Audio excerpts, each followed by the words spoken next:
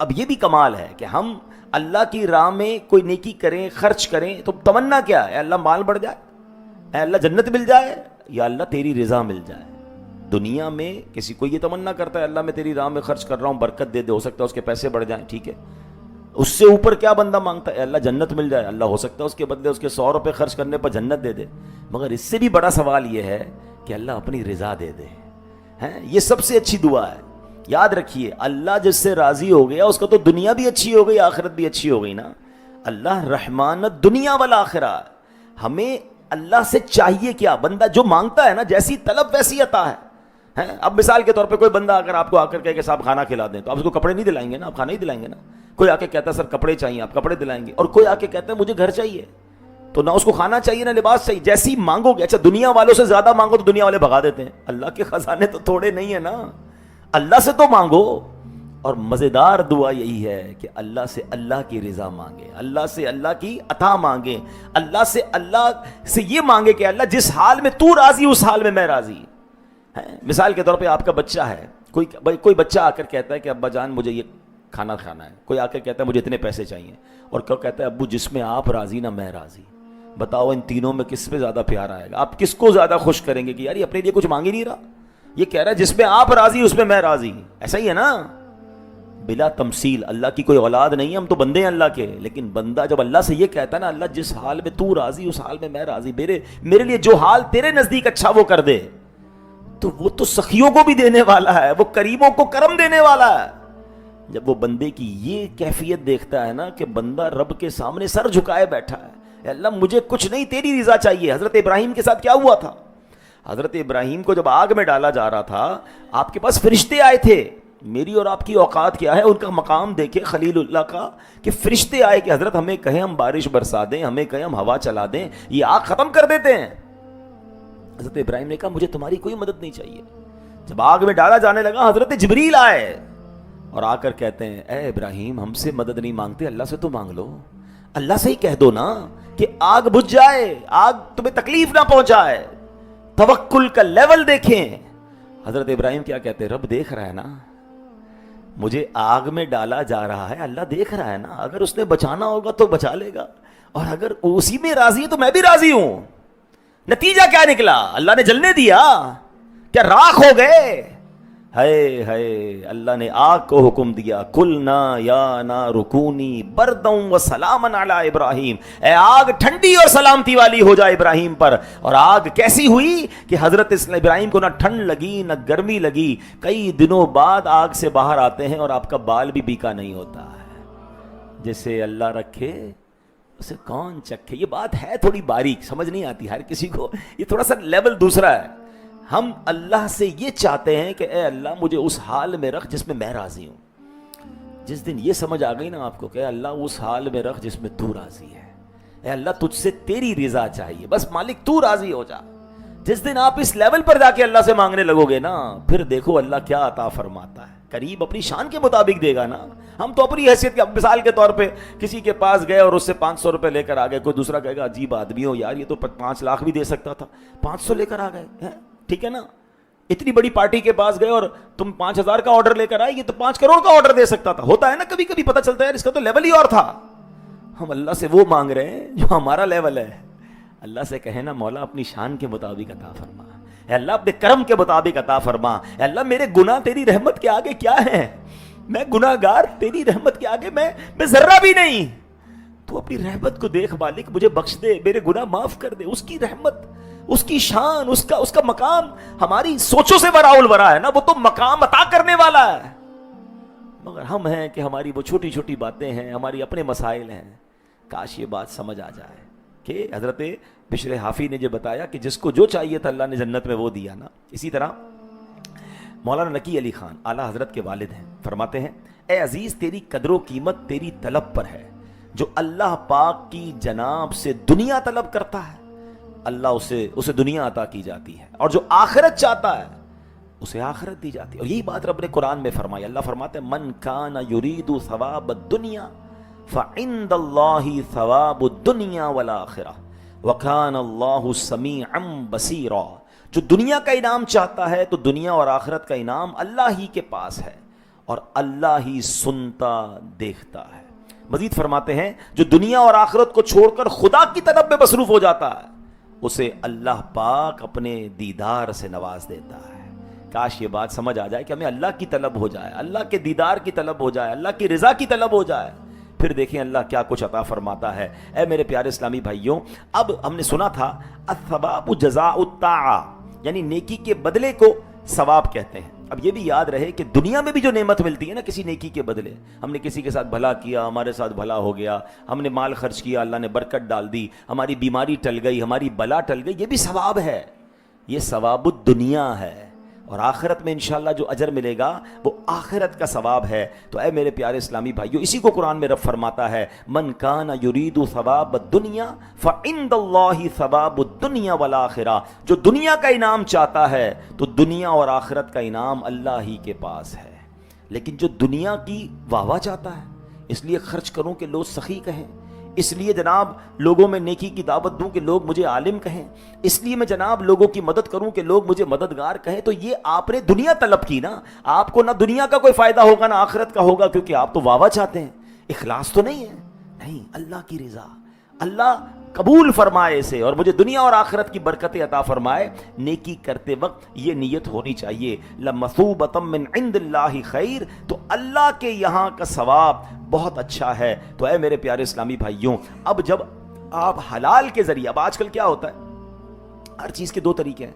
بندہ گناہ کے ذریعے بھی پیسے کمانے والے کما رہے ہیں اور حلال کے ذریعے بھی کما رہے ہیں. حلال بظاہر تھوڑا ہوتا ہے مگر اس میں اللہ برکت ڈال دیتا ہے. حرام بعض اوقات بہت زیادہ ہوتا ہے, کبھی ڈاکٹر لے جاتے ہیں, کبھی ڈاکو لے جاتے ہیں, کبھی ٹینشن اور بیماریاں آ جاتی ہیں. کیا کرنا ہے اس حرام کا؟ ہم اس بات پر یقین رکھیں کہ جو میرے نصیب میں ہے وہ مل کر رہے گا. اور حلال میں برکت کیسی ہوتی ہے, ایک بڑا کمال کا واقعہ آپ کو سناتا ہوں. بر صغیر کے ایک بڑے بزرگ ہوئے ہیں حضرت ملا جیون رحمۃ اللہ تعالی علیہ. آپ مغل بادشاہ اورنگزیب رحمۃ اللہ تعالی علیہ کے استاد تھے. ملا جیون معاشی لحاظ سے بڑی نارمل زندگی گزارتے تھے, بڑی مطلب جس کو کہیں کہ نارمل مڈل کلاس. ایک بار اورنگزیب کہیں جا رہا تھا, اس نے اپنے استاد سے ملاقات کی اور ایک تحفے میں ایک چونی پیش کی, ایک سکہ تحفے میں دیا اور سفر پر چلا گیا. کئی دنوں بعد جب واپس آیا تو ملا جیون رحمۃ اللہ تعالی علیہ کے حالات بدلے ہوئے, آپ تو امیر و کبیر ہو گئے, آپ کے پاس ٹھیک ٹھاک مال آ گیا. تو بادشاہ کہتا ہے استاد صاحب میں جب گیا تھا تب تو آپ اتنے ویل آف نہیں تھے, اب اتنے تھوڑے عرصے میں 2-4 مہینے میں آپ تو مالدار ہو گئے, کیا وجہ ہے؟ تو ملا جیون کہتے ہیں کہ آپ میرے پاس آئے تھے, مجھے آپ نے ایک سکہ دیا تھا, سکہ دے کر آپ تو چلے گئے, جب سے سکہ دیا میرے مال میں برکت ہی ہونا شروع ہو گئی, ہر چیز میں برکت ہو رہی ہے. تو بادشاہ اورنگزیب کمال کا بندہ تھا, وہ کہتا ہے میں آپ کو بتاتا ہوں کہ اس سکے کی حقیقت کیا ہے. اور اس نے بادشاہ نے اپنے سپاہی کو کہا کہ فلاں محلے کے ایک تاجر کو بلاؤ اور اس کو کہو اپنا روزنامچہ لے کر آئے. تاجر کو بلایا گیا, تاجر کو کہا کہ فلاں دن کا اپنا ڈیلی لیجر جس کو ہم کہتے ہیں نا وہ کھولو, بتاؤ تم نے کیا کیا کیا خرچ کیا تھا. وہ بتاتا رہا, اس کو پیسے دیے, اس کو پیسے دیے, فلاں کو دیے. کہتا ہے میں نے ایک بندے کو ایک چونی بھی دی تھی مزدوری میں. کہا وہ مزدور کون تھا؟ تاجر کہتا ہے صاحب بڑا عجیب ماجرا ہے. کیا ماجرا ہے سناؤ. تو وہ تاجر کہتا ہے کہ بات یہ ہے کہ ایک بار بارش ہو رہی تھی, رات کا وقت تھا, میری چھت ٹوٹ گئی, میں باہر نکلا, مجھے کوئی مزدور نہیں ملا, ایک شخص نظر آ گیا, میں نے کہا ذرا میرے گھر کی چھت بنا دو, میں تمہیں مزدوری بھی دوں گا. وہ رات بھر کام کرتا رہا, میرے گھر کی چھت بنائی, اور جب فجر کی اذان ہو گئی تو وہ بندہ جب جانے لگا تو میں نے کہا بھائی مسئلہ یہ مزدوری کے پیسے میرے پاس نہیں ہیں, ایک چونی ہے وہ لے لو, پھر کبھی تمہیں تمہاری اجرت مزید دے دوں گا, اپنا نمبر اپنا رابطہ وغیرہ دے دو. تو وہ مزدور کہتا ہے بس میرے لیے اتنا ہی کافی, اور وہ چلا گیا. جب وہ تاجر نے یہ سارا واقعہ سنایا نا تو بادشاہ اورنگزیب کہتا ہے حضور وہ مزدور میں ہی تھا, میں رات کو نکلا تھا, اس بندے کی گھر چھت ٹوٹ رہی تھی, میں نے چھت بنا دی, یہ ایک چونی میں نے بڑی محنت سے حلال کی کمائی تھی, اور وہی حلال کا سکہ میں آپ کو تحفے میں دے کر گیا تھا, اور آپ کا کہنا یہ ہے کہ اللہ نے اس سکے میں اتنی برکت ڈال دی کہ آپ مالدار ہو گئے. اس واقعے سے سیکھنے کو کیا مل رہا ہے؟ بعض اوقات حلال کے چند روپے اللہ اس میں وہ برکت ڈال دیتا ہے جو ہمارے وہم و گمان میں. اچھا یہ واقعہ تو قرآن میں ہو, آپ نے جس نے قرآن پڑھا ہے سورہ بقرہ میں کیا واقعہ ہے؟ ایک باپ اپنے بچے کے لیے چھوٹی سی بچیا چھوڑ کے گیا نا, جانور چھوڑ کے گیا چھوٹا سا گائے کا بچہ, مگر حلال تھا نا. اللہ نے اس حلال میں برکت کیسی ڈالی کہ وہی گائے کا بچہ سونے کے وزن کے مطابق بیچا جا رہا ہے. بچہ اس زمانے کا ملینئر ہو گیا. کیسے؟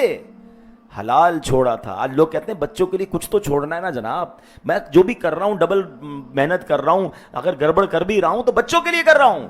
او بھائی بچوں کے لیے حرام چھوڑ کر جاؤ گے تو بچے حرام کام کر کے برباد کر دیں گے. تم میری اور آپ کی ذمہ داری یہ حلال چھوڑ کے جائیں اور بچوں کی اچھی تربیت کر کے جائیں. اللہ اس تھوڑے حلال میں بھی برکت ڈال دے گا. کہ آپ میں ایسے کچھ لوگ نہیں ہیں کہ جن کے ماں باپ بہت تھوڑا چھوڑ کر گئے تھے, آج اللہ نے آپ کو ترقی دے دی, کیسے مل گئی ہے؟ ماں باپ نے تربیت اچھی کی ہوگی کہ اس تھوڑے کو بھی آپ نے صحیح استعمال کیا اور اللہ نے فضل بھی فرمایا, برکت ہو گئی. اور کئی ایسے ہیں جن کے ماں باپ کروڑوں چھوڑ کر گئے, ان کے گھر بک گئے, وہ مقروض ہو گئے, وہ بیچارے در در کی ٹھوکریں کھا رہے ہیں. بھائی تم تو اربوں پتی ماں باپ کے بیٹے تھے, ماں باپ نے مال تو چھوڑا مگر تربیت نہ کی. وہی مال شراب میں, وہی مال جوئے میں, وہی مال غلط کاموں میں. اب سمجھنا یہ کہ لیگیسی کیا چھوڑنی ہے, بچوں کو مال چھوڑ کے جانا ہے یا بچوں کی اچھی تربیت کر کے جانی ہے, انہیں حلال حرام کی تمیز دے کر جانی ہے, انہیں جناب صدقہ خیرات کی ترغیب دے کر جانی ہے, اللہ پر بھروسہ سمجھا کے جانا ہے, یا بس بچے کو بھی یہ سکھانا ہے بیٹا میں بھی مال جمع کر رہا ہوں, تو بھی جمع کر, پیسے ہوں گے تو سب کچھ ہوگا ورنہ کچھ نہیں ہوگا. تو بچے کو تو پیسے کا پجاری بنا دیا ہم نے. نہیں, یہ لیگیسی سمجھانی ہے. اور یہی بات ہے کہ ایک چمنی تھی, اس نے کہاں سے کہاں پہنچا دیا. اللہ کرے یہ بات ہمیں سمجھ آ جائے اور ہم اس کی برکتیں حاصل کر لیں. ایک اور حدیث سن لیتے ہیں اور پھر انشاءاللہ ہم بیان کو کمپلیٹ کرتے ہیں. لوگ کہتے ہیں نا یار کہ کیا کریں, آپ تو کہہ رہے ہیں لیکن اب رشوت کا زمانہ ہے, کوئی نہ کوئی جناب کسی کو نیچا کروں گا تو میری معاملہ آگے بڑھے گا. آج کل شرافت کا دور نہیں ہے, ملاوٹ نہ کریں تو مال بکتا نہیں ہے, جھوٹ نہ بولیں تو سودا نہیں بکتا, سبھی لوگ کر رہے ہیں تو ہمیں کرنا پڑتا ہے. نہیں, سچ کے راستے ہیں. اور اب میں آپ کو ایک حدیث سنانے جا رہا ہوں. اگر آپ اپنی مشکل آسان کرنا چاہتے ہیں, اپنی پریشانی دور کرنا چاہتے ہیں, حدیثوں میں ہمیں راستے بتائے گئے ہیں. اب اگر آج اس حدیث کو سمجھ لیں تو بہت ساری مشکل آسان ہو جائے گی. اللہ کے حبیب علیہ الصلوۃ والسلام فرماتے ہیں من نفس عن مسلم کربۃ من کرب الدنیا نفس اللہ عنہ کربۃ من کرب یوم القیامہ. جس نے کسی مسلمان کی دنیاوی پریشانی دور کی, اللہ پاک قیامت کی پریشانیوں میں اس کی پریشانی دور کر دے گا. ومن یسر علی معسر یسر اللہ علیہ بالدنیا والآخرہ. جو جس نے تنگ دست کے لیے آسانی مہیا کی یعنی مہلت دی, اللہ دنیا اور آخرت میں اس کے لیے آسانی پیدا فرما دے گا. واللہ فی عون العبد ما کان العبد فی عون اخیہ. جو دنیا میں کسی مسلمان کی پردہ پوشی کرے, اللہ پاک دونوں جہاں میں اس کی پردہ پوشی فرمائے گا. اور بندہ جب اپنے مسلمان ومن ستر علی مسلم ستر اللہ علیہ فی الدنیا والآخرہ, کہ اگر بندہ کسی مسلمان کی پردہ پوشی کرے, اللہ اس کی دنیا اور آخرت میں پردہ پوشی کرے گا. واللہ فی عون العبد ما کان العبد فی عون اخیہ. اور بندہ جب تک اپنے مسلمان بھائی کی مدد کرتا رہتا ہے, اللہ پاک بھی اس کی مدد کرتا رہتا ہے. مل گیا نا فارمولا.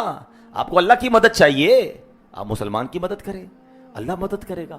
آپ چاہتے ہیں میرے عیب نہ کھلیں, دنیا میں بھی نہیں آخرت میں بھی نہیں, آپ مسلمانوں کے پردے ڈھکیں, آپ مسلمانوں کی پردہ پوشی کریں. نہیں, ہمیں تو پتہ چلنے کی دیر ہے. اچھا اس کی بیٹی نے یہ کیا ہے, اس کے بیٹے نے یہ کیا ہے, اچھا وہ یہ کاروبار کرتا ہے, فوراً میسج, فوراً دوستوں کو فون. اگر مجھے بیان میری بہنیں سنیں, عورتوں میں بھی بڑا ہوتا ہے, اچھا اس کے رشتہ پتہ ہے کیوں ٹوٹا, اس کے گھر میں پتہ ہے معاملہ کیوں ہوا. کیوں آپ نے ڈسکس کرنا ہے کسی کا معاملہ؟ ہم سب انسان ہیں, ہم سب کے پرابلمز ہیں, ہم سب کی غلطیاں ہو سکتی ہیں, ہم فرشتے نہیں ہیں. لیکن اگر کوئی بندہ دوربین لگا کے عیب ہی ڈھونڈ رہا ہے تو ایک بات یاد رکھنا, اگر آج آپ کسی کے عیب ڈھونڈ رہے ہو, کل آپ کے عیب کھلیں گے. اور ہم میں سے کہتے ہیں ایک انگلی کسی کی طرف اٹھاؤ تو یہ 3 انگلیاں آپ کی طرف ہو رہی ہیں. ہم کیا سب دودھ سے دھلے ہوئے؟ اللہ سے دعا کریں, اے اللہ میرے بھائی کے عیب کھل گئے, اس کے بھی چھپا دے, میرے بھی چھپائی رکھنا. پتہ چل بھی جائے, ہمیں کیا ضرورت ہے. اللہ کرے میری یہ بات وہ رپورٹرز, وہ کالم نگار, وہ اینکرز, وہ سوشل میڈیا انفلوئنسر سنیں کہ جو جب دیکھو کسی کے کپڑے اتار رہے ہوتے ہیں. ارے آج آپ کسی کے چند ویوز کے لیے کسی کا اسکینڈل, کسی کی گھر کی باتیں, کسی کی باتیں کیوں بیان کرتے ہیں؟ اس سے کیا فائدہ ہے؟ حدیث پاک ہم نے سنی ہے, جو کسی مسلمان کے عیب ڈھکتا ہے اللہ اس کے عیب ڈھکتا ہے. وہ الگ بات ہے کسی کو اس لیے جناب ایکسپوز کرنا کہ دوسرے لوگ بچ جائیں, اس کی الگ صورتیں ہیں, مگر ہر جگہ یہ صورت نہیں ہوتی. دوستوں میں, خاندانوں میں, کاروباری لوگوں میں, مارکیٹ میں بدنام کر دیں گے کسی کو. نہیں میرے پیارے اسلامی بھائی, اگر آپ چاہتے ہیں دنیا اور آخرت میں ہمارے عیب چھپے رہیں, واللہ اگر عیب میرے اور آپ کے کھل گئے نا, ہم مارے جائیں گے. اللہ سے دعا کریں کہ اللہ میرے عیب چھپائی رکھ جائیں. ابھی بھی چھپائے ہیں نا, لوگوں کو تو نہیں پتا ہم کیا گناہ کرتے ہیں, اللہ نے چھپائے ہیں. اللہ سے دعا کریں کہ اللہ آخرت میں بھی چھپانا, مرتے وقت بھی چھپانا. موت کے وقت ظاہر ہو جاتا ہے, کچھ لوگوں کا چہرہ کالا ہو جاتا ہے. اللہ سے دعا ہے اللہ موت بھی شان والی دینا, ایمان والی دینا, ہمارا پردہ رکھی مالک. لیکن آپ بھی تو رکھے نا لوگوں کا پردہ. اور اس حدیث میں کیا ہے کہ جو کسی مسلمان کے لیے آسانی کرتا ہے اللہ اس کے لیے آسانی کر دیتا ہے. Simple formula. آپ چاہتے ہیں نا یار کاروبار بڑا ڈیفیکلٹ ہو گیا ہے, مسائل بہت سارے ہو گئے ہیں, فیملی کے مسئلے حل نہیں ہو رہے, آپ سمجھ رہے ہیں یار فلاں معاملہ بڑا ٹپیکل ہو گیا, آسانی نہیں مل رہی. سب کاموں کو سائڈ پہ کریں, دیکھیں یار آس پاس کون مشکل میں ہے, کوئی سید زادہ ہے, کوئی آل رسول ہے, کوئی میرا رشتہ دار ہے, کوئی میرا ملازم ہے, کوئی تکلیف میں ہے نا, آپ اپنی پرابلم کو تھوڑی دیر کر سائڈ پہ کریں, مسلمان کے لیے آسانی کریں. میرے نبی نے وعدہ کیا ہے جو مسلمان کے لیے آسانی کرتا ہے اللہ اس کے لیے صرف دنیا میں نہیں دنیا اور آخرت میں آسانی فرما دیتا ہے. اچھا اب ذرا اس کو تھوڑا اپوزٹ سوچیں, جو مسلمان کے لیے مشکل کرتا ہے اب وہ لوگ سوچیں, ڈیفیکلٹ کر دیتے ہیں لوگ, دھمکی دھوس ڈانٹ ڈپٹ جھڑک, ٹینشن دیتے ہیں لوگوں کو, پریشر دیتے ہیں. سوچو جب بندہ مسلمان کے لیے آسانی کرتا ہے اللہ اس کے لیے دنیا آخرت میں آسانی کرتا ہے, جو مشکل کرتا ہے اس کا حال کیا ہوگا. پلیز پرابلم کریٹر نہ بنے, پرابلم سالور بنے. تھوڑی سی لائف ہے یار, آسانیاں پیدا کرو, اللہ آپ کے لیے آسانیاں پیدا کرے گا. کچھ لوگ کہتے ہیں مجھے لوگ پیار سے نہیں ملتے, کچھ لوگ کہتے ہیں لوگ میرے لیے آسانی نہیں کرتے. وائے؟ کیونکہ آپ لوگوں کے لیے مشکل بنے ہوئے ہیں. جس دن آپ آسان ہو جائیں نا, آپ اچھے ہو جائیں, دنیا آنکھیں بچھاتی ہے یار, دنیا پلکیں بچھاتی ہے. مسکرانے والے کو سب پسند کرتے ہیں, پیار دینے والے کو سب پسند کرتے ہیں, نرم بات کرنے والے کو سب پسند کرتے ہیں. اگر آپ کے لوگ دوست نہیں بن رہے, آپ کے قریب نہیں آ رہے, تو اس کا مطلب آپ تکلیف دے رہے ہیں, آپ خاندان میں تکلیف دے رہے ہیں, آپ کی فیملی تکلیف میں ہے. جب جاتے ہیں آپ کی زبان سے پھول نہیں انگارے برس رہے ہیں. لوگ بات کرنا نہیں چاہ رہے کئی لوگوں سے, لوگ بیٹھنا نہیں چاہتے کئی لوگوں کے پاس. ان کو سمجھ میں نہیں پڑ رہی کہ یار میں اکیلا کیوں ہو رہا ہوں, نہ دوست بیٹھ رہے ہیں, نہ فیملی بیٹھ رہی ہے, نہ کاروباری لوگ بیٹھ رہے ہیں. Check your self. یار لگتا ہے میں ہی ایسا ہو گیا ہوں کہ کانٹے ہیں میرے اندر, ہر وقت طنز, ہر وقت ڈانٹنا. بچے نہیں بیٹھنے چاہ رہے, جب دیکھو بچوں کی کلاس لے رہے ہیں آپ. نہیں, ہماری شریعت سکھا رہی ہے تم میں بہترین وہ ہے جو اپنے گھر والوں کے لیے بہترین ہے. پیار بھی تو دیں, محبت بھی تو دیں, مسکرائے بھی تو صحیح. پلیز سمجھیں زندگی تھوڑی ہے, پیار بانٹیں, آسان کر دیں. جتنا آسان کرتے جائیں گے آپ کی لائف بھی آسان ہوتی جائے گی. اللہ کرے دل میں اتر جائے میری بات, اللہ مجھے بھی مسلمانوں کے لیے آسانیاں کرنے والا بنا دے, آپ کو بھی ایسا بنا دے. اللہ مجھے بھی مسلمانوں کے عیب ڈھکنے والا بنا دے, آپ کو بھی ایسا بنا دے. جس دن ہم یہ سیکھ گئے اس دن انشاءاللہ زندگی آسان ہو جائے گی. اللہ کریم ہم سب کو عمل کرنے کی توفیق عطا فرمائے. میں آپ سب سے ایک بات کہوں کہ آپ ہم سارے مل کر اپنی ساری ویلتھ کو, ساری دولت کو جمع کرتے ہیں, کیا اس کے بعد ہم اتنی پاور یا اتنی ویلتھ حاصل کر پائیں گے کہ ہم جنت میں درخت خرید سکیں؟ If anybody have a power to buy a tree in heaven, اگر ہم سب اپنی ویلتھ ملا لیں تب بھی ہم اس قابل نہیں ہو سکتے. ایسا ہی ہے نا, nobody have power to buy. مگر اللہ کے نبی علیہ الصلوۃ والسلام کے سچے وعدے ہیں کہ جو ایک بار سبحان اللہ کہے اس کے لیے جنت میں درخت لگا دیا جاتا ہے, ایک بار الحمدللہ کہے جنت میں درخت لگ جاتا ہے, ایک بار اللہ اکبر کہے جنت میں درخت لگ جاتا ہے. Within seconds we can buy tree in heaven without spending any penny. ایک روپیہ خرچ کیے بغیر ہم سیکنڈز کے اندر جنت میں درخت گویا خرید سکتے ہیں. اور وہ ہے اللہ کا ذکر, درود پاک, کلمہ طیبہ کا ورد. تو اپنی زندگی میں ان باتوں کو انوالو رکھیے, اور اس سے آپ دنیا میں بھی برکتیں پائیں گے, آخرت کی برکتیں بھی پائیں گے. ایک بار محبت کے ساتھ بآواز بلند درود پاک پڑھ لیجئے. صلو علی الحبیب صلی اللہ تعالی علی محمد صلی اللہ علیہ وسلم. نارملی جو ینگسٹر ہوتا ہے, انسان کی زندگی کا سب سے پیک ٹائم جو ہے نا وہ اس کی جوانی ہوتی ہے. بچپن سے جوانی تک پہنچنے کا ایک عمل ہوتا ہے, اور ایک وقت آتا ہے کہ جوانی سے پھر بندہ بڑھاپے کی طرف جاتا ہے. یہ ایک گویا پورا سرکل ہے کہ ایک بچہ جو ہے وہ رینگنا سیکھتا ہے, پھر اٹھتا ہے, پھر چلتا ہے, پھر دوڑتا ہے, پھر جوان ہو جاتا ہے. اور وقت آتا ہے کہ آہستہ آہستہ پھر گویا وہ ویل چیئر پہ آتا ہے, چلنا بھی مشکل ہو جاتا ہے, اور پھر انسان دنیا سے چلا جاتا ہے. یہ تو نارمل لائف کی بات ہے, ورنہ تو جوانی میں بھی جس کا وقت پورا ہو جائے وہ لوگ چلے جاتے ہیں. تو اب جب بندہ جوان ہوتا ہے نا, تو یہ انسان کی زندگی کا پیک ٹائم ہے. اسی میں اس نے کچھ کرنا ہے, اپنی دنیا کے لیے بھی اور اپنی آخرت کے لیے بھی. یعنی زندگی کے بڑے فیصلے, زندگی کے بڑے ٹارگٹس, بڑے گول اگر سیٹ کیے جاتے ہیں تو وہ یہی لائف ٹائم کا مین ٹائم ہوتا ہے. مگر انفارچونیٹلی ہمارے یہاں یہ ماحول بنتا جا رہا ہے کہ جوانی کو اللہ کی ناراضی میں گزارا جاتا ہے. ایک محاورہ مشہور کر دیا ہے کہ جوانی کے دن تو عیش کرنے کے ہوتے ہیں. جوانی تو مزے کرنے کے دن ہیں. جوانی یقیناً مزے کرنے کے دن ہیں, یقیناً انجوائے کرنے کے دن ہیں, لیکن ہم نے اپنی انجوائمنٹ کو, اپنے مزے کو اللہ کی نافرمانی والے کاموں میں تلاش کر لیا ہے, اور ہمیں لگتا ہے وہی مزہ ہے. ایسا نہیں ہے. جس کو اللہ کے ذکر کا مزہ مل جائے, جس کو نمازوں کا لطف مل جائے, جس کو تلاوت قرآن کی چاشنی مل جائے, تو وہ واقعی اسے انجوائے کر رہا ہوتا ہے, وہ اپنی زندگی کے حسین دن گزار رہا ہوتا ہے. یقیناً آپ نے اپنی دنیا کے معاملات کو بھی سیٹل ڈاؤن کرنا ہے, لیکن یہاں بھی یہ بات ذہن نشین رہے کہ ہمیں چاہے کاروبار کریں, چاہے جاب کریں, چاہے اسٹڈی کریں, چاہے زندگی کے گول سیٹ کریں, ہم نے سب سے پہلے یہ ریئلائز کرنا ہے کہ کہیں یہ کام اللہ کو ناراض تو نہیں کر دے گا, کیونکہ خالق وہی ہے, مالک وہی ہے. اچھا, جب نوجوان بیٹھتے ہیں تو ایک ڈسکشن کافی ہوتی ہے کہ یار سکسیسفل کون ہے, کامیاب کون ہے, کون لائف کامیاب گزار رہا ہے, کیسی جوانی گزاروں کہ پھر اگلی لائف بڑی آسانی سے گزرے, سکسیسفل لائف کیسے ملے گی. آج میں قرآن پاک کی چند آیتیں آپ کے سامنے پیش کروں گا. یہ کون طے کرے گا کہ کون کامیاب ہے؟ آپ کریں گے, میں کروں گا, یا وہ طے کرے گا جس نے اس کائنات کو بنایا ہے, جس نے مجھے بنایا ہے, جس نے آپ کو بنایا ہے. وہ رب بتائے گا نا کہ کامیاب کون ہے.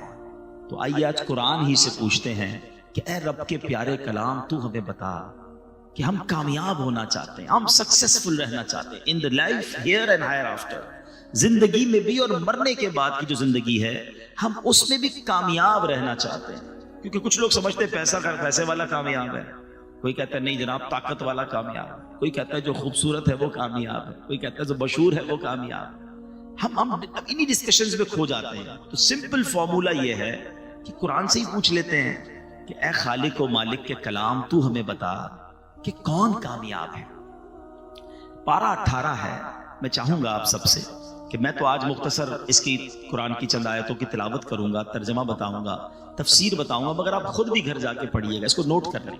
18 پارے کی صرف شروع کی میں 10-11 آیتیں پڑھوں گا, اور ان 10-11 آیتوں میں اللہ کریم نے ہمیں سب بتا دیا کہ کامیاب کون ہے اور کیوں ہے, ان کی اوصاف کیا ہیں, ان کی کیٹیگریز کیا ہیں, اور اس کے بعد رب کریم نے اس کا ریوارڈ بھی بتا دیا. ایک بندہ کہتا نا یار اتنا محنت کروں گا تو ملے گا کیا بھائی, کورس کروا رہے ہو, مجھے آپ اتنا ٹائم میرا اسپینڈ کروا رہے ہو, اینڈ آف دی ڈے مجھے اس کا بینیفٹ کیا ہوگا.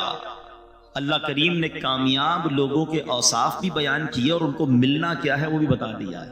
اب اس کی آپ کی مرضی ہے کہ ریوارڈ سامنے رکھ کے ہم کیوں کرتے ہیں مہنگے کورسز, کیوں اتنی پڑھائی کرتے ہیں. نظر آ رہا ہوتا ہے ڈاکٹر بن گیا تو اتنی سیلری ہوگی, انجینئر بن گیا تو اتنی ہوگی, چارٹرڈ اکاؤنٹنٹ بن گیا تو اتنی ہوگی, اور کورسز کر لوں گا, مزید ایک ڈپلوما لے لوں گا تو یہاں یہ میرا فائدہ ہوگا.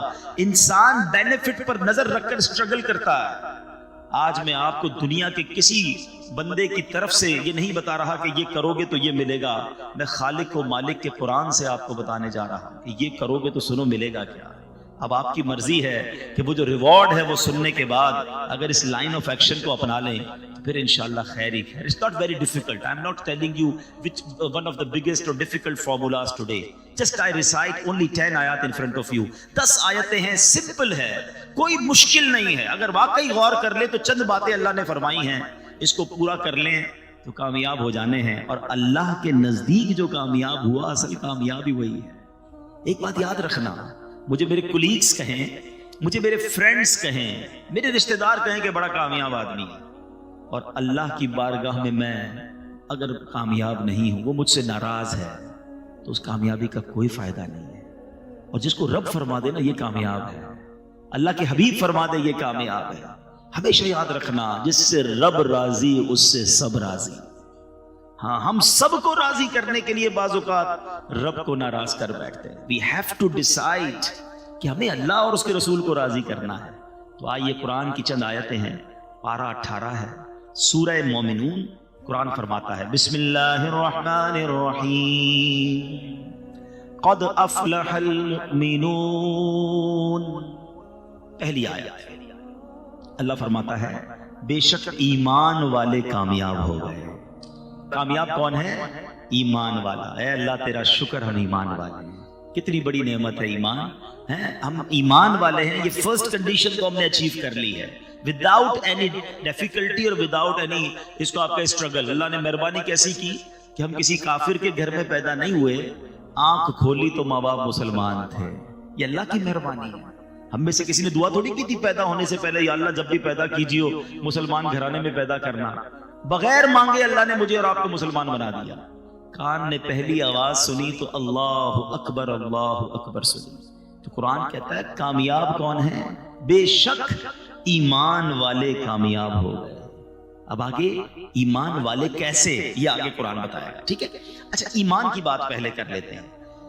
ہمیشہ یاد رکھیں the most precious thing which we have, ہمارے پاس جو کچھ چیزیں ہیں ان میں سب سے قیمتی چیز اگر کچھ ہے تو وہ ایمان ہے. ایمان نہیں تو کچھ بھی نہیں, یہ ہمیشہ یاد رکھیے گا. آپ جب تک ایمان کی ویلیو کو فیل نہیں کریں گے, آپ اس کی سیکیورٹی کی فیل نہیں کریں گے. میں مثال دیتا ہوں, آپ میں سے ہم میں سے کسی کے پاس پرانی موٹر سائیکل ہو, جہاں چاہے کھڑی کر دیتا ہے. جب نہیں لیتا ہے تو ذرا دھیان رکھتا ہے, لاک بھی لگاتا ہے. گاڑی لے لے تو اور خیال شروع ہو جاتا ہے. زیادہ قیمتی گاڑی ہو تو رات کو اٹھ کے سنا ہے لوگ اپنی گاڑی دیکھ رہے تھے, باہر کھڑی ہے, یہ کھڑی ہے, بہت مہنگی ہے نا یار. نارمل موبائل ہے تو کسی بھی جیب میں رکھ دیا.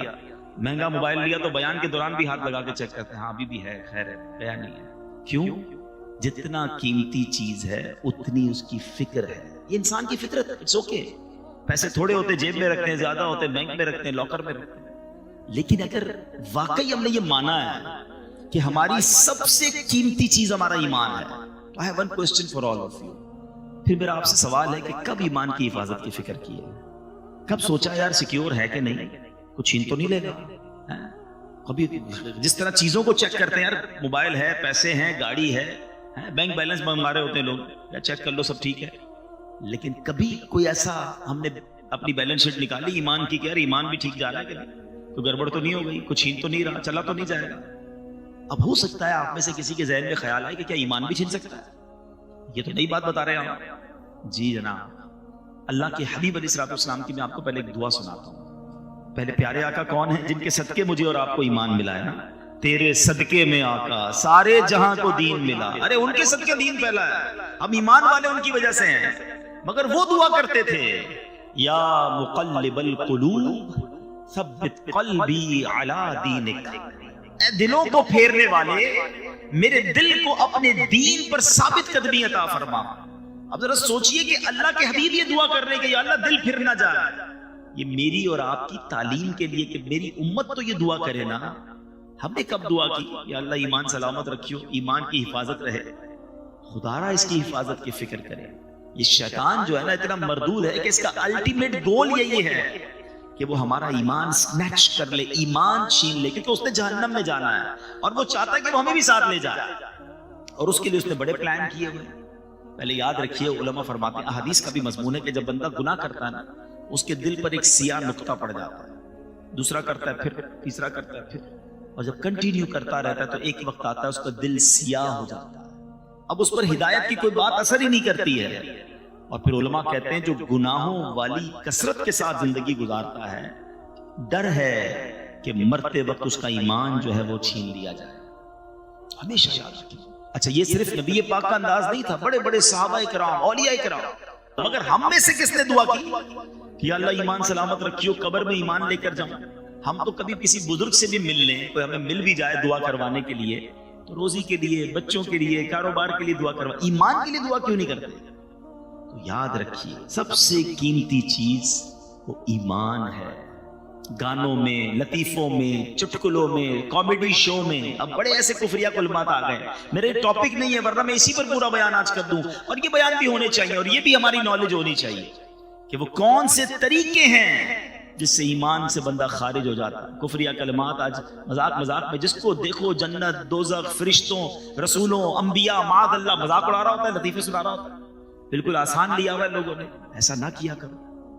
ہم مسلمان ہیں اور ہماری باؤنڈری ہے, زبان ہم نے ادب والی رکھنی ہے, ورنہ کہیں ایسا نہ ہو سارا سفر بیکار ہو جائے.